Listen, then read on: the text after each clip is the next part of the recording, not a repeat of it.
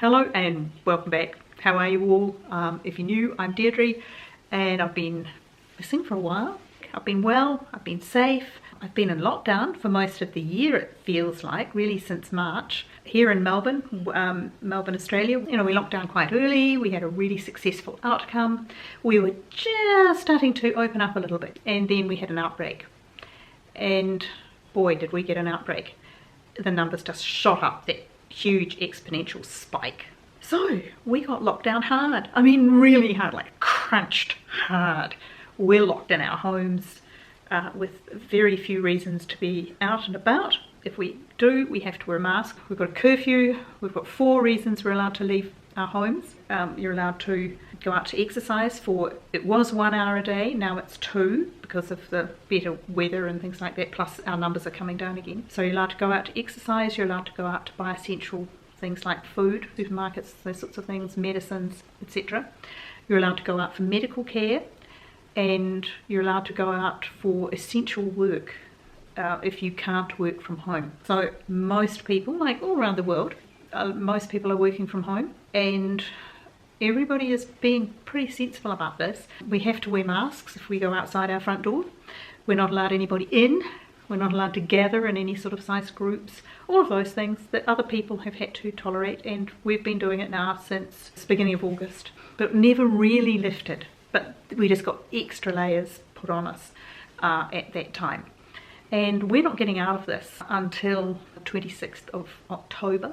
So we've got basically 4 weeks more of this minimum. That will mean I will be able to make an appointment with my hairdresser if I can get in this year, because it's going to be so busy. Look, COVID hair, look at this, hasn't been cut. So that's part of the housekeeping. No comments about the hair, thank you, because I haven't been to a hairdresser since January. Well, as of today, there are 100 days of 2020 left, and I'm sure most of us, I'm sure many of you will join me in going, yes, thank you and goodbye, because if ever there was a year that we would all be incredibly grateful to see the end of, it will be 2020. It's been a monster on so many levels. Bushfires, COVID, social unrest, bushfires in other parts of the world, floodings, tornadoes, hurricanes. I mean, not here in Melbourne, we had the bushfires, we've got COVID, but around the world it's been a monster of a year. So let's all get ready to wave goodbye to 2020. Take that last quarter. We're going to have October, November, December. We can try to end this, if not powering through, at least with a little bit more positivity. So I've gone round and round this so many times. I've filmed it over and over again and it just doesn't come out right. So I'm banking on this one doing it because we've got the 100-day thing, and I might have that tomorrow. So I'm talking about resetting the future and get back to some form of, I'm not going to say normality, but something that feels stronger, feels more positive, feels like it's going in the right direction. Honestly, number one, there's no magic.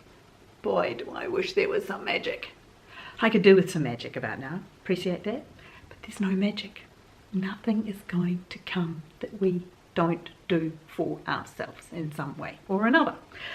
The only way you get back to being able to even think about the future is to summon some motivation to do it. You have to bring it from the inside out. There's nothing you can apply, no magic face cream for this one. And we won't talk about skin right now. No, we're not talking about COVID inside. I've been inside for the whole winter. Skin, thank you. We'll talk about that another day. But right now I'm saying I need to summon the motivation to get myself back on the right path. How do I do that, you say? Well, motivation, you put energy into summoning that motivation. You bring it out from inside yourself. Now, having said that, it's very hard to summon motivation if you are feeling blah. So the other side of that is you've got to feed it. You've got to create some energy and build the energy. And you know how you generate energy. Sorry, itchy nose. You've got to generate that energy. So you've got to put in good food. You've got to put in exercise. Those 5 greens, look, I don't care if I put them in a powder into a smoothie some days. And I'm not saying that they're as good as crunching my way through a beautiful green crispy salad. But if it can give me the essential nutrients, then I'll take them the easy way sometimes. You do the exercise, you drink your water. I know what a difference it makes to me if I make sure I drink a good amount of water, 2 litres minimum a day, as well as you're allowed coffee, because God, I couldn't live without coffee. Every now and again I'll walk down the road with a girlfriend and we'll go and buy a takeaway coffee, because our beautiful little cafes around here, some of them are staggering along, and it's just heartbreaking. I won't talk about that because I'll cry. Seeing businesses going under is just the hardest thing. But going and buying a coffee every couple of days with a friend is a really nice thing. And we're allowed to sit down and drink them together now, in the sun, outside, socially distanced. You're no longer breaking the rule if you sit down and drink your coffee somewhere, perched on a wall, sitting on a rock, on the grass in the park. You do those things every day, which brings me to number 2. Number 2 is that baby steps lead to big steps. And honestly, the big steps don't have to be that big. They just have to be bigger than the baby ones. And we all know what the baby steps are. Those tiny little wins that you get during the day that matter. Those little productive things that you do. I've just sanded and oiled the main chopping board where I prepare my food. Today I got out the sander, sanded it down, oiled it well, and that tiny win was enough to get me here. You see, little baby step things build on onto bigger things. Win your morning, win the day. I can't remember who said that, but it's been said so often that it's probably lost in time who said it the first time. But it's true that if you can win the day, then maybe you can win the next day. And before you know it, you've got a week that's a bit more positive and you feel a bit more productive than the one that you've just had. And then before you know it, you can have another week like that. And at the end of the month, you won't necessarily have had a perfect run. You will maybe had some ups, some downs. It'll depend on a few things. But maybe you'll have had a more productive month. And if the month is better, we've got a quarter left of this year. And you run those months together, it might be better than quarters 1, 2, and 3. Because for me, they were all pretty miserable. Number 3, identify the traps, my traps, the things that are going to trip me up. And for me, the biggest one is resistance. Resistance to what is. It's wanting that normality back. I wanna. I used to say something about crying to the moon. It's about as effective as that. Like, yeah, it's not going to make any difference, is it? And so I have to practice acceptance. This is where we are at the moment. This is where I am at the moment. How do I go forward? What are the things that are going to stop me from doing that? And, it's this resistance to the situation, the reality of the situation. That's going to be my trap, resistance. Okay, battery just died, so I'm probably on a funny angle now, and goodness knows about the exposure, because it's got really dark and it's about to rain. I can hear the rain birds calling. They're called currawongs, and they make a particular sound. Pew, when it's about to rain. Okay, what are we up to? The reason for this whole thing. Number 4, future planning. This is the whole point, isn't it? How to reboot the future. What am I planning for the future? Well, obviously, not international travel, not interstate travel. Can't even travel out to the country and have a, nice little staycation out, little weekend away in any of the beautiful country towns around Melbourne. Can't go to the beach, can't go to the city, it's all closed anyway. Lots of things we can't do, not allowed to do. Stay at home, wear your mask. So, okay, that's fine. They're all off the table. What can I do? There have to be things I can know that I can do. So the first one will be, I've got 100 days.